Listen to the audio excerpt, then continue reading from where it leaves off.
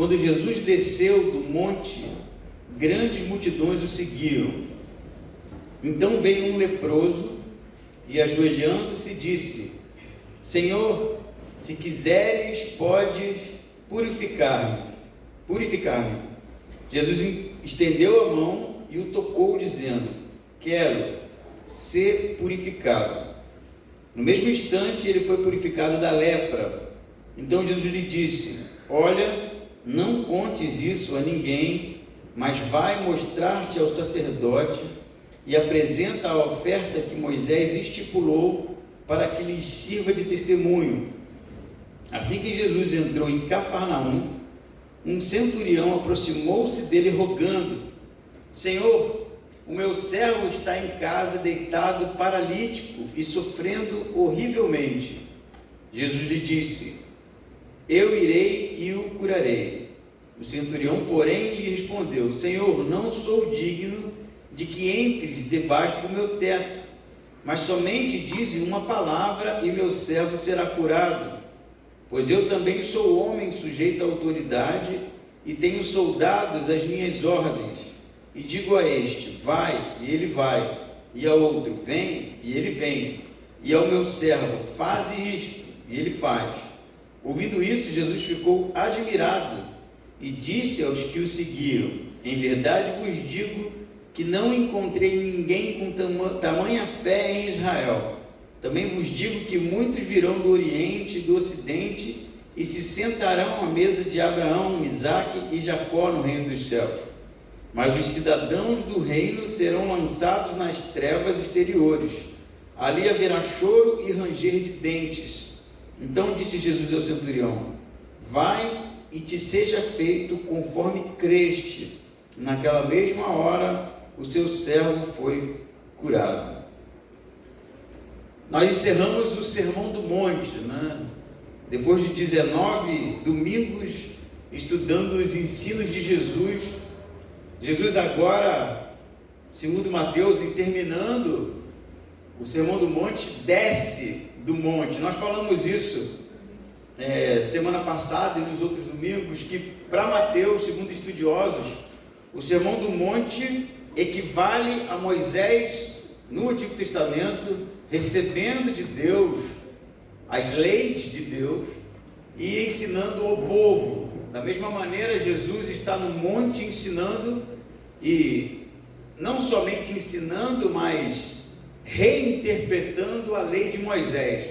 Assim como Moisés, ao descer do Monte Sinai, por suas mãos começam a ser feitos milagres e sinais, também Jesus agora, nessa segunda parte de Mateus, que ele começa narrando esses dois acontecimentos, vai seguir uma série de sinais feitos pelas mãos de Jesus, assim como Moisés. Não do mesmo tipo, até porque Jesus é superior a Moisés, segundo os ensinos do Novo Testamento. Então você já tem na descida do Monte das Oliveiras um encontro bem interessante com o leproso. Eu dei um título para essa exposição, que seria algo sobre uma fé que toca em Jesus, uma fé que deixa Jesus, de certa forma, sensibilizado. Isso vai acontecer nos 2 episódios, como nós vamos estudar. Diz o texto que Jesus, então, quando desce do monte, a multidão o segue, a mesma multidão que estava ouvindo os ensinamentos.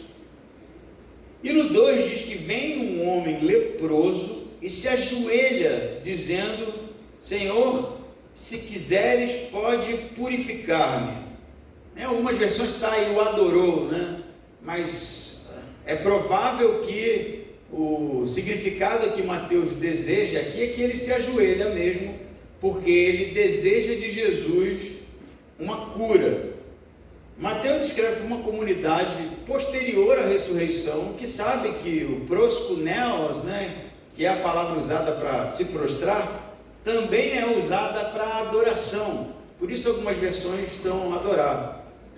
Então, no primeiro momento parece que o leproso diz muito mais, ou faz muito mais do que sabe.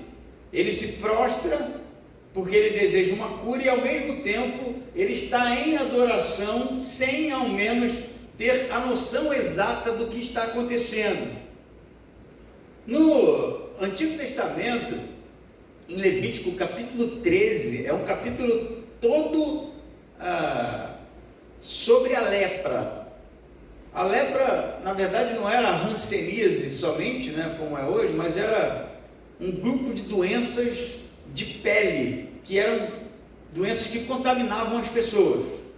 Então, um leproso, fosse a hanseníase, fosse algum outro tipo de doença, ele tinha que se isolar, ele ficaria isolado da comunidade, porque ele contaminava as pessoas, não somente através da doença, mas através também da impureza cerimonial.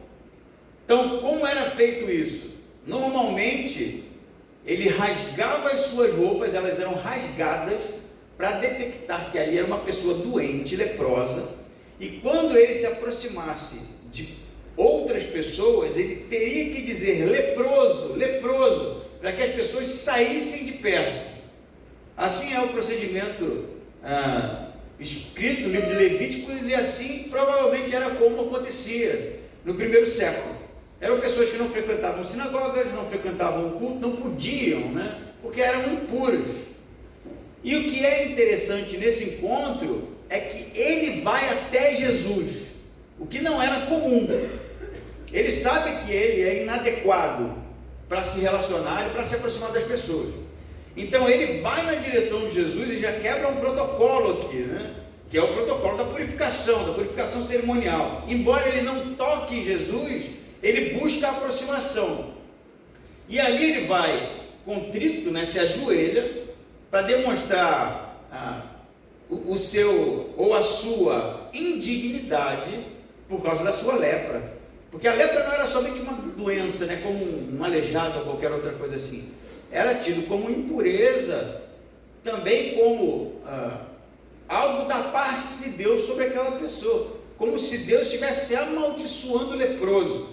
O leproso era alguém que era isolado da sociedade, era visto como alguém inadequado para o culto, e era visto também como alguém impuro, pecador, que Deus de alguma forma decidiu puni-lo. Era assim que realmente era tratado. Por isso ele se prostra ali de joelhos, vendo a sua inadequação, e ele então diz o que Mateus vai falar para a gente, que significa muito mais do que o leproso quer dizer. Ele diz Senhor, né? Esse Senhor a gente sabe que é traduzido para o português, né? Do grego kurios, que significa Senhor mesmo de todo o cosmos, né? Porque era assim que a igreja primitiva tratava de Jesus. Jesus era o kurios, né? Embora o leproso não tenha essa teologia tão desenvolvida, né? Mas Mateus escreve porque ele sabe que a comunidade que estaria lendo iria identificar na boca do leproso muito mais do que o leproso sabia. E ele diz então: Senhor, se quiseres, podes purificar-me. O leproso não está dizendo algo do tipo, se você quiser, se for algo interessante para você agora, estou à disposição para você me curar. Não é bem isso. O que o cego está dizendo, o leproso está dizendo, é que Jesus, se quisesse, teria poder sobre a doença que o tomava. Ele reconhece o poder de Jesus, reconhece a autoridade de Jesus sobre a lepra, e ele sabe que se houver o desejo de Jesus de curá-lo, Jesus pode fazê-lo, tem o poder para fazê-lo.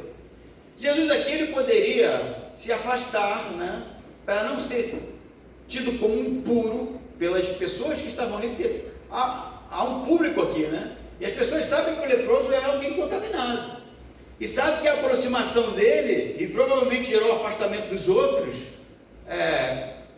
corre o risco de contaminar Jesus. E uma contaminação por impureza, ela era tratada de maneira muito séria. E esse também teria que se isolar por um tempo, fazer todo um cerimonial de purificação também, de lavagem. Isso às vezes demorava uma semana ou mais. Mas o que Jesus faz? Diz o texto, no versículo 3, que Jesus estende a mão e toca o leproso. Se o leproso quebrou o protocolo se aproximando, Jesus muito mais, porque ele sabe que tocar o leproso iria trazer para ele a impureza do ponto de vista religioso, e as pessoas estariam olhando para isso, e ele avança na direção do leproso e toca ele, coloca a mão nele. Inclusive a palavra para tocar, né, vem do grego rapto, que significa realmente colocar a mão no ombro do leproso, e ele diz: eu quero, e então ele vai dar o comando, né, ser purificado. Diz o texto, segundo Mateus, que no mesmo instante ele foi purificado da lepra, no mesmo instante. Então não é aquele milagre, né, que ninguém está vendo, que está debaixo da roupa, né? Não é aquele milagre fajuto. É realmente uma pessoa que está tomada, provavelmente por uma doença de pele perceptível, e que fica nova, né? A pele é renovada, a condição é renovada. Então Jesus vai dizer uma coisa bem interessante. Versículo 4 diz assim: então Jesus lhe disse: olha, não contes isso a ninguém. Por que Jesus pede, não só nesse milagre, mas em outros, para não contar? Porque Jesus tinha, nessa fase do seu ministério, como propósito ensinar. Ele passou o tempo inteiro ensinando aqui no Monte das Oliveiras. Ele iria se sentar em outros momentos e ensinar. Nessa fase é uma fase muito mais sobre sinais sobrenaturais, mas seguidos do ensino. E esses sinais são meio que sinais particulares, né? De certa forma, no esconderijo ali, na particularidade do movimento de Jesus. E mostrar para as pessoas, sair falando que tinha sido curado, poderia atrapalhar o ministério de Jesus, no sentido de que as pessoas iam começar a criar confusão, como em alguns momentos acontece, numa fase mais tardia do ministério de Jesus, e atrapalhar a fase do ensino, onde ele queria que as pessoas se sentassem e ouvissem.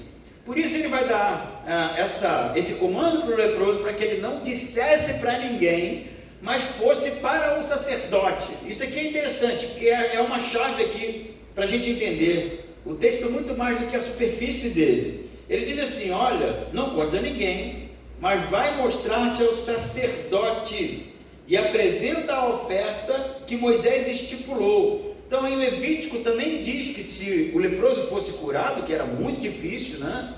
Mas em alguns casos, que não era hanseníase, havia uma possibilidade, ele iria ao sacerdote, o sacerdote olharia, faria ali uma avaliação. Por que o sacerdote? Porque se ele estivesse, na opinião do sacerdote, limpo, ele estava adequado novamente para cultuar, para ir para o templo, para estar nas sinagogas. Era como um atestado realmente religioso de que ele agora poderia fazer parte novamente da comunidade. E ele manda então ele ir até o sacerdote, né, e apresentar a oferta que Moisés estipulou no caso da cura. E Jesus diz: para que lhe sirva de testemunho. O testemunho aqui não é o leproso dar testemunho do que Jesus fez, mas é para que aquilo fosse um testemunho de que ele agora estava próprio para estar junto, para estar no templo, para estar nas reuniões, para fazer parte da sociedade do seu tempo religiosa. Agora é interessante que o que leva Jesus nesse texto a curar, porque Jesus não curou todos os leprosos, né?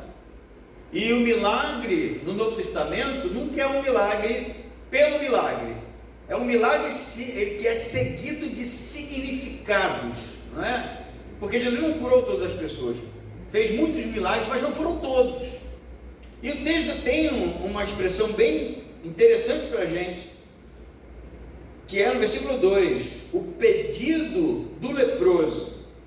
O pedido do leproso, eu vou ler de novo. Versículo 2 diz assim: então veio o leproso e ajoelhando-se disse: Senhor, na sua versão está o quê? Se quiseres pode purificar-me. Ah, mas então, pastor, qual é a diferença? A diferença é que não é um pedido para cura, pura e simplesmente. É um pedido para purificação. E o que isso significa? significa que o desejo do leproso não era somente se ver livre da doença, mas voltar a fazer parte, voltar a estar no templo, purificado, voltar a estar fazendo parte da comunidade religiosa, voltar a estar oferecendo sacrifício para o Deus que ele amava. Então há um desejo do leproso, não somente pela sua necessidade imediata, mas pela sua necessidade espiritual. Ser leproso não devia ser fácil para ninguém, mas está isolado da comunidade, está impedido de adorar o Deus que ele adorava, está impedido de cultuar o Deus que ele cultuava. Para ele era marcante. Por isso o pedido dele é incomum, não é? Se tu podes, eu sei que você pode me curar. Não, mas ele fala, você pode me purificar. E aí essa é a chave para entender por que Jesus deseja curar, porque a resposta de Jesus também é no mesmo tom. E aí Jesus vai dizer no versículo 3, Mateus vai dizer, então estendeu a mão e o tocou, dizendo, quero ser purificado. E agora você vai lá e pega o atestado do sacerdote e mostra aqui, ó, agora eu posso estar de novo fazendo parte da comunidade. Gente, isso diz muito para a gente, porque a intervenção de Deus a gente busca o tempo inteiro, a gente está sempre orando para que Deus haja, para que Jesus haja, para que os nossos problemas sejam resolvidos, para que as nossas doenças sejam curadas, para que as catástrofes na nossa história se revertam. E me parece que a fé que agrada a Jesus, a fé que toca a Jesus, é aquela fé que rompe as barreiras do imediatismo. Sabe o imediatismo? O imediatismo é aquilo que está na cara do gol, é aquilo que é óbvio. Perdeu o emprego, Senhor, me dá um emprego. Isso é óbvio, né? Estou doente, Senhor, me cura. Isso é óbvio. Estou duro, Senhor, me ajude a pagar as contas. Isso é óbvio. Mas parece que nesse texto, o desejo do leproso não é simplesmente ser curado, mas é poder adorar mesmo, poder ter um relacionamento com Deus de maneira mais apropriada, mais adequada, mais íntima, mais próxima. Isso tudo faz com que Jesus seja tocado por aquele homem que quebra os protocolos. Meu irmão e minha irmã, eu penso que o problema da nossa fé é que a nossa fé é uma fé cheia de protocolo, cheia de regrinhas, e nós muitas vezes não ousamos avançar, ultrapassar a linha das nossas necessidades imediatas, ultrapassar a linha, quem sabe, desses protocolos criados pela religião e por nós mesmos, na maioria das vezes, para um relacionamento de fé com Jesus. Não um pedido para cura, mas um relacionamento de fé. A gente ora para que Deus resolva os nossos problemas, mas a gente dificilmente ora para ser um adorador melhor, como o leproso pede. A gente ora para que Deus resolva as nossas pendengas, mas dificilmente a gente ora para que a gente tenha uma vida de santidade, para que a gente tenha uma vida de adoração verdadeira, para que a gente tenha coragem para falar do Evangelho, do amor de Jesus. Esse tipo de oração fica em segundo plano, e olhe lá. Então a gente às vezes está pedindo pela cura da lepra, mas não percebe como esse homem, que o nosso problema é muito maior do que isso. O nosso problema ultrapassa as cicatrizes deixadas pelas marcas em nossas peles. O nosso problema é espiritual na maioria das vezes, e é isso que faz com que Jesus cure esse homem, e é isso que Jesus deseja ouvir de nós nos nossos momentos de intimidade com Ele. Senhor, purifica-me, porque eu sou inadequado para te adorar. Já orou assim? Já pediu assim? Eu sou inapropriado, eu sou um leproso. E quando a gente entender que a fé que toca a Jesus é essa fé que ultrapassa essas barreiras, sabe? Do imediatismo, do utilitarismo, das urgências que a gente sabe que precisam, ou acha que precisa ser resolvido, e ultrapassar para uma fé do relacionamento, da purificação, do poder estar próximo, do querer estar junto, do querer ser um adorador, a gente vai continuar na superficialidade. Mas a fé que Jesus realmente deseja que nós venhamos a ter é a fé da intimidade. E vamos definir intimidade melhor, porque a gente fala muito isso e acaba se tornando uma palavra meio sem tanto propósito assim. O que é intimidade, gente? Eu vou dizer mais ou menos aqui o que não é. Você entra no elevador, aí entra uma pessoa que você não conhece. Aí são 5 andares, 6 andares, 7 andares. Aí você fala, mas está chovendo, né? Porque isso é a única coisa que você pode dizer. Ficar calado é constrangedor. E aí a gente fala qualquer coisa, né? Você viu o STF? Porque são tudo coisas superficiais assim, que todo mundo pode falar. Não tem intimidade ali. Não há intimidade ali. E você sabe que a ausência de intimidade, ela gera barulho. Gera barulho.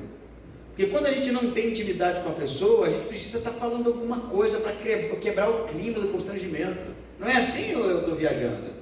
Não é? Ficar calado é muito pior, né? Um andar até vai, né? Não dá tempo de falar nada mesmo, mas e 10? Aí você tem que inventar alguma coisa, alguém vai ter que falar alguma coisa, né?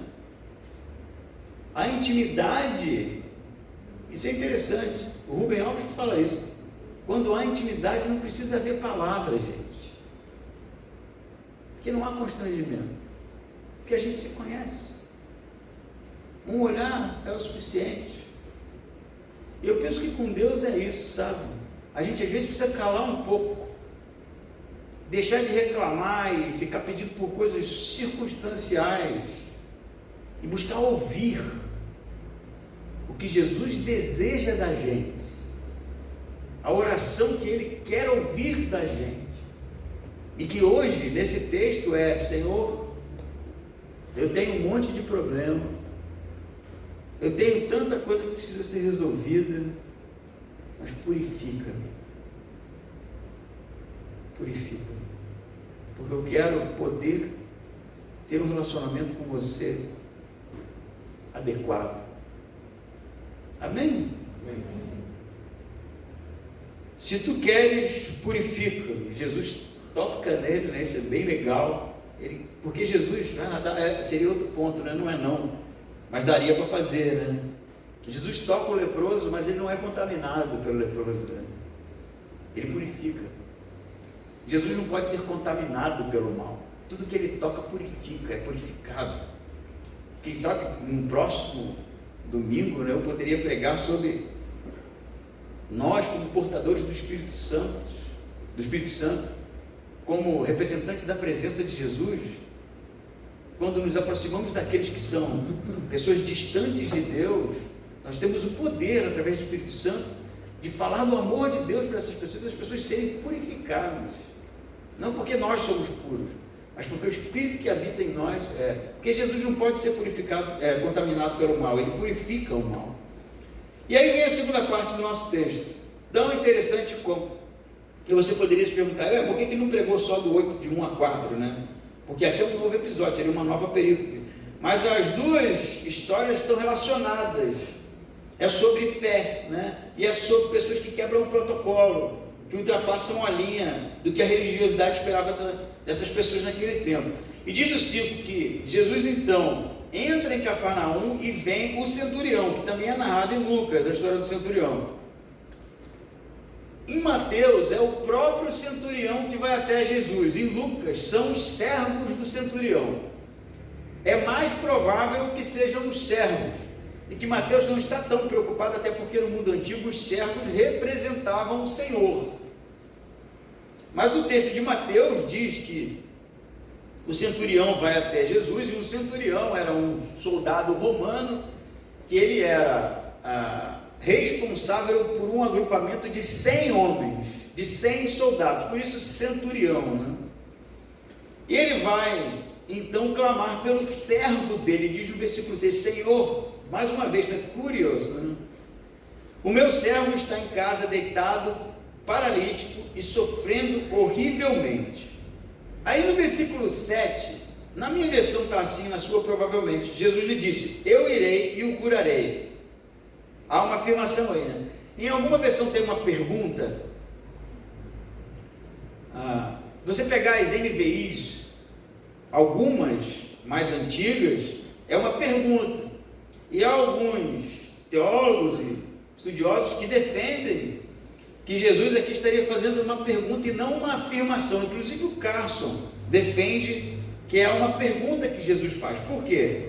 A explicação a primeiro momento, né, é que no grego, tá, o Jesus quando diz eu, é um eu enfático, que seria um ego enfático, como se Jesus estivesse dizendo assim: eu, judeu, ir na tua casa? Porque além disso, o centurião no versículo 8 já vai realmente trazer um conteúdo que respalda essa pergunta de Jesus. O centurião, porém, respondeu: Senhor, não sou digno de que entres debaixo do meu teto. Por quê? Porque nós sabemos que o judeu não entraria na casa de um gentio, principalmente o centurião romano, porque se tocar um leproso era impuro, entrar na casa de um gentio muito mais, ou tão quanto, né?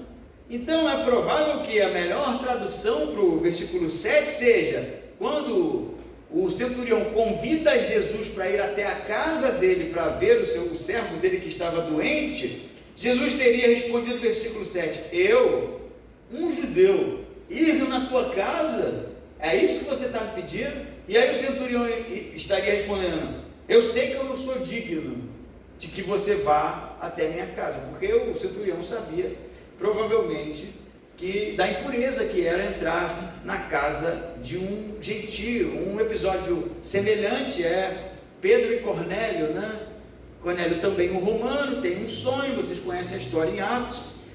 Então Pedro vai ter uma visão, e quando Pedro chega na casa de Cornélio, conduzido por essa visão e pela voz de Deus, a primeira coisa que ele diz é: você sabe que não é próprio que eu esteja na tua casa, porque era algo que poderia contaminá-lo. Inclusive depois do batismo do Espírito Santo em Cornélio e a sua família, os apóstolos vão chamar Pedro para que ele explicasse aquela história. Que história é essa que você entra na casa de um gentio? Tudo isso para dizer que provavelmente a resposta de Jesus diante do pedido do soldado romano é: eu, um judeu, na tua casa, bem semelhante àquele episódio da mulher cananeia, né, que tem uma filha doente e se aproxima de Jesus pedindo para que ele pudesse curar a filha dela, né? E aí Jesus vai dizer: não é justo que o Senhor deixe o pão que é dos filhos para os cachorrinhos. Você lembra dessa história, né? E cachorrinho era como era tratado os gentios, né? Que os judeus chamavam de cães. Então Jesus põe, no caso da mulher cananeia, um impedimento mesmo. E aqui Jesus estaria fazendo a mesma coisa. É como se Jesus estivesse dizendo: você sabe que um judeu não vai entrar na tua casa. Eu, como judeu, não vou entrar na tua casa. E aí seria aqui um basta, né? Pensa, você procura Jesus, o que você faria? Senhor, o meu servo, o meu empregado, o meu auxiliar, sei lá, está em casa muito mal, está doente, eu não sei mais o que fazer. Aí Jesus fala assim: eu não vou entrar na tua casa, você é impuro. Você ia dizer assim: preciso de você para nada não. Aqui homem ignorante, né? Aqui homem grosso. Isso é um grosso, né? Mas o que o soldado ou o centurião romano diz? Eu sei que eu não sou digno. Isso aqui quebra Jesus no texto e fica claro, né? Eu sei que eu não sou digno de que você vá até minha casa. Não é isso que ele vai dizer? O centurião, porém, lhe respondeu no versículo 8: Senhor, não sou digno de que entres debaixo do meu teto. Mas, aí que pega Jesus aqui, né? Somente dize uma palavra e o meu servo será curado. Cara, Jesus vai dizer: não vi fé sim em Israel. O centurião romano vai dizer: eu sei que se você só dizer, não precisa nem ir lá. É a primeira cura à distância no Novo Testamento, né? Não é aquela de botar o copo em cima da televisão para o pastor orar lá para você ser curado, não. Ele fala assim: eu sei, você nem precisa ir lá, porque eu sei que eu não sou digno.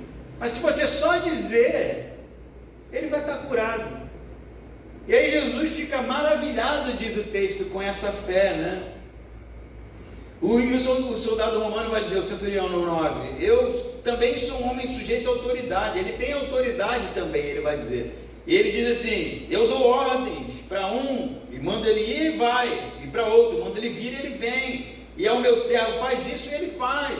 É como se o centurião estivesse falando, da mesma maneira como eu tenho autoridade, porque eu represento César, né? E quando eu dou uma ordem, é César que está dando. O soldado tem que fazer, ele é meu subalterno ali, né? Da mesma maneira você tem essa mesma autoridade. Se você disser para a doença ir embora, ela vai, porque você é o representante de Deus. E aí Jesus vai dizer, né, no versículo 10, olha isso aqui, ouvindo isso, Jesus ficou admirado. Eu nunca vi Jesus admirado, poucas vezes, né? E essa é uma delas. Jesus ficou admirado com o que ele acabava de ouvir, que aquele homem cria na autoridade de Jesus, no poder de Jesus, de uma maneira que nem precisava Jesus ir lá, era só dizer, diz aí, para mim é o suficiente. Mas antes disso, né, e esse sermão poderia ser sobre esse tipo de fé, né, que crê, ainda que as situações sejam adversas, que somente no comando de Jesus as coisas aconteceriam. Eu poderia pregar sobre isso, mas não é necessariamente esse o ponto. Mas é a barreira que Jesus põe de propósito, como fez com a mulher cananeia. Eu, um judeu, ir na tua casa, você sabe que não é adequado, você sabe que eu não deveria ir, sabe que isso é impuro. E o homem ele não é constrangido a não avançar, ele continua avançando. Tá bom, eu sei que eu não sou adequado, que minha casa é impura, que eu sou um gentio, que eu sou um porco imundo, mas se você só disser, vai ser curado. E aí me lembrou, gente, eu não sei aqui quantos aqui já ouviram falar da história do Antônio Senna. Eu vou contar para vocês. Ele escreveu um livro chamado 36 Dias, e é a história real da vida dele, um piloto de avião, né, monomotor, que caiu no meio da Amazônia. O avião parou o motor, e o monomotor, se parar um motor não tem outro. Ele caiu no meio da Amazônia, num lugar lá ermo, de difícil acesso, e ele vai contando a história. Você pode procurar no YouTube, tá? Se não quiser comprar o livro do cara, que ele sobreviveu, né? Meio machucado, mas sobreviveu à queda. Mas era uma parte realmente da floresta amazônia difícil de sair de lá. E ele diz que fica perto dos destroços, porque ele sabia mais ou menos como era o procedimento para resgate, né? Até que no quarto dia ele viu as aeronaves de resgate, que não o viram e foram embora. Ele diz, né? Eu sei como eles fazem o rastreamento, eles não iriam voltar. Eu entendi que eles não iriam voltar. E aí no quinto dia ele decide que ele precisava andar. Só que ele tenta sair daquela área e não consegue, porque eram lugares pantanosos, com muita água. Ele diz uma coisa interessante, lá tem planta que quer te furar, planta que quer te cortar, planta que quer te arranhar, e é só assim, né? E ele então tenta por 40 minutos atravessar, não consegue. Ele quer ir para o sul, né, porque ele tem uma bússola no celular, que é onde ele acha que seria mais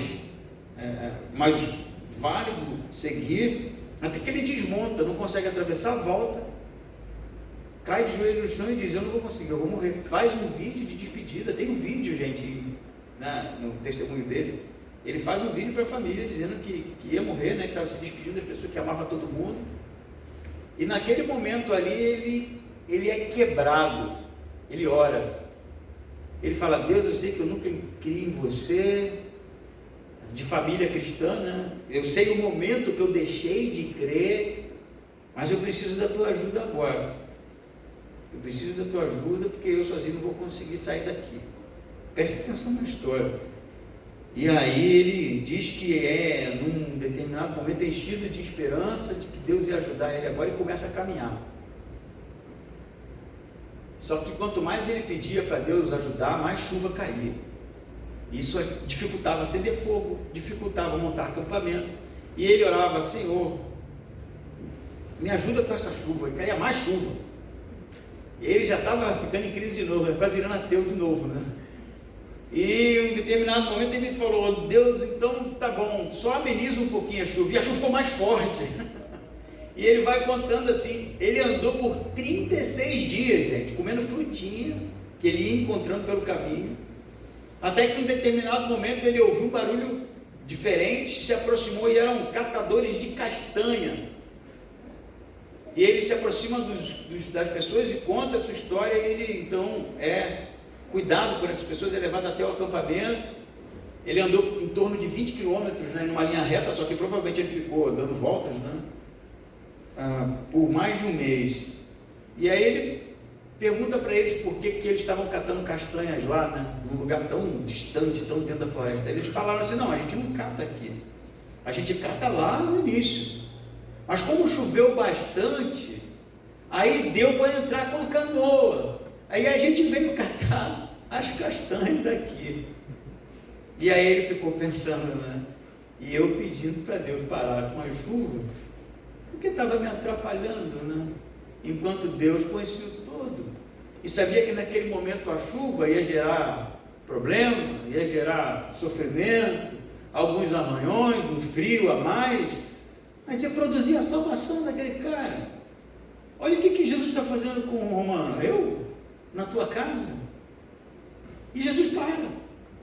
E agora o que ele vai fazer? Vai virar, vai embora cheio de orgulho? Não, ele se quebranta.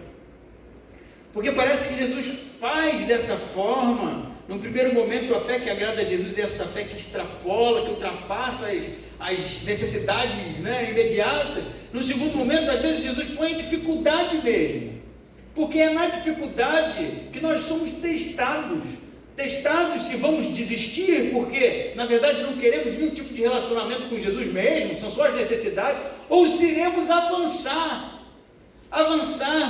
para a intimidade com Ele, avançar para uma fé genuína, avançar para um lugar que, apesar das dificuldades, apesar das tempestades, apesar daquilo que vem e realmente dificulta o nosso caminhar, nós seguimos avançando, porque cremos que se Ele disser somente uma palavra, o milagre acontece. O milagre acontece. E às vezes a gente para na primeira chuva. No nosso relacionamento com Deus, deu a primeira chuva, a gente já volta e chora e começa a reclamar: Deus, assim não tem condições, né? Olha a minha vida como está. Porque a gente não tem noção do todo e não percebe que as dificuldades existem, vão existir, porque Jesus disse: eu venci o mundo e vocês precisam também reagir e vencer o mundo. Vocês vão ter aflições, vocês vão ter tribulações, mas faz parte do negócio. E é preciso continuar caminhando, é preciso seguir mata adentro, confiante de que se Jesus der um comando, Ele resolve. Mas nós, enquanto isso, somos enchidos realmente de esperança e expectativa que teremos uma aproximação de Cristo, que o conheceremos melhor, e que apesar de não sermos aptos para que Ele esteja debaixo do nosso próprio teto, porque somos pecadores, nós acreditamos e temos fé que no comando de Jesus as coisas se resolverão na maneira dele. Olha a resposta de Jesus no finalzinho, né, 13. Então disse Jesus ao centurião: vai, isso aqui é importante pra caramba, tá? Vai e te seja feito conforme eu quero. O que ele diz aí? Tu creste? Que seja respondida a oração conforme você creu. Como você creu? Olha como ele creu. Se você só disser, o meu servo vai ser curado. E aí vem o terceiro aspecto. Jesus vai virar, né, para os seguidores aqui, no versículo 11, e diz assim: também vos digo que muitos virão do Oriente e do Ocidente e se sentarão à mesa de Abraão, Isaque e Jacó no reino do céu. Mas os cidadãos do reino, ele está falando dos judeus, né, que eram aqueles que não criam em Jesus, os cidadãos do reino serão lançados nas trevas exteriores. Jesus está dizendo assim: esses aqui, ó, que são descendentes de Abraão, né, que são o povo de Moisés, o povo dos profetas, da tradição religiosa. Esses aqui, se não crerem, não vão fazer parte, porque muitos virão de todos os lugares do mundo, é o que Jesus está dizendo, gentios, com fé, e se assentarão no banquete, não é? Mas como é que esses muitos virão? Isso aqui é também muito importante. Como é que esses muitos virão? Como é que esses que virão de muitos lugares do mundo tomarão o lugar dos judeus? E quando eu falo judeus, estou falando daqueles que se achavam, né, por serem descendência de Abraão, com direito a fazer parte do reino vindouro. Jesus vai dizer, eles vão vir porque eles vão crer como esse homem, porque ele olha a fé do centurião, de que crê que só o comando de Jesus já é o suficiente, e ele diz, muitos virão, e vão tomar o lugar desses caras. Por quê? Porque eles vão ter uma fé dessa forma. Então, gente, a fé em Jesus não é uma fé, como sempre falo, proposicional, não é um conjunto de conteúdos teológicos que é a definição de fé. A definição de fé está aqui. A fé verdadeira, a fé que agrada a Jesus, no primeiro momento é uma fé que ultrapassa realmente as questões utilitárias, imediatas, emergentes, né? No segundo momento é a fé que rompe as barreiras religiosas, apesar dele saber, o centurião, que ele não era uma pessoa pura, mas ele sabe que Jesus só num comando vai resolver, então ele avança para um relacionamento. No terceiro momento eu vou dizer, a fé que agrada a Jesus é uma fé que ultrapassa a barreira das tradições. Não é porque você faz parte de uma igreja, não. Não é porque você decorou um conjunto de respostas teológicas no discipulado, não. Não é porque você faz parte de uma comunidade histórica, não. Não é nada sobre isso e nunca será. É sobre crer em Jesus com a profundidade da crença do centurião. É sobre isso, isso é fé. Isso vai fazer com que você se assente no banquete. Isso vai fazer com que você realmente faça parte do reino de Deus. E a gente precisa, de uma vez por todas, deixar de banalizar a fé cristã, tá? Banalizar a fé cristã. Achar que as pessoas, só porque em um determinado momento disseram alguma coisa, elas fazem parte do povo de Deus. A gente banaliza assim, né? Até porque não dá para você saber quem está salvo e quem não está salvo. Isso eu sei. Mas ao mesmo tempo, há de se entender que a fé no Novo Testamento, aqueles que se rendiam a Jesus e faziam parte da igreja, eram pessoas que criam que Jesus poderia voltar em qualquer momento. Eles venderam suas coisas, seus bens, eles deram aos pobres, porque eles achavam que Jesus poderia voltar a qualquer momento, embora fosse ingênuo, porque Jesus não voltou, não naquele período, ainda irá voltar, era puro,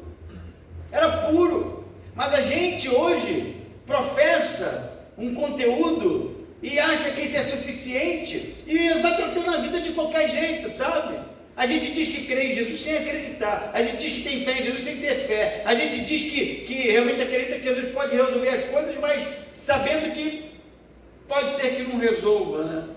É uma mão, como é que é o ditado? Uma mão no passarinho, uma mão na gaiola? Não, né? Alguma coisa parecida com isso, né? Não me lembro. Uma mão no gato e outra no peixe, né? Era isso? O olho no gato e no peixe. O olho? Muito bem. Era esse. Um olho no gato, o outro no peixe, né? Mas olha o convite de Jesus. Eu não vi fé assim em Israel. E vem de quem? De um centurião romano. É tempo da gente realmente deixar de crer como meninos, como meninas, como crianças na fé e avançar para um relacionamento de verdade, como pessoas que caíram num avião no meio da floresta amazônica, cuja única esperança e expectativa é de que o Filho de Deus intervenha ao nosso favor. Amém? Amém. Vamos ficar em pé.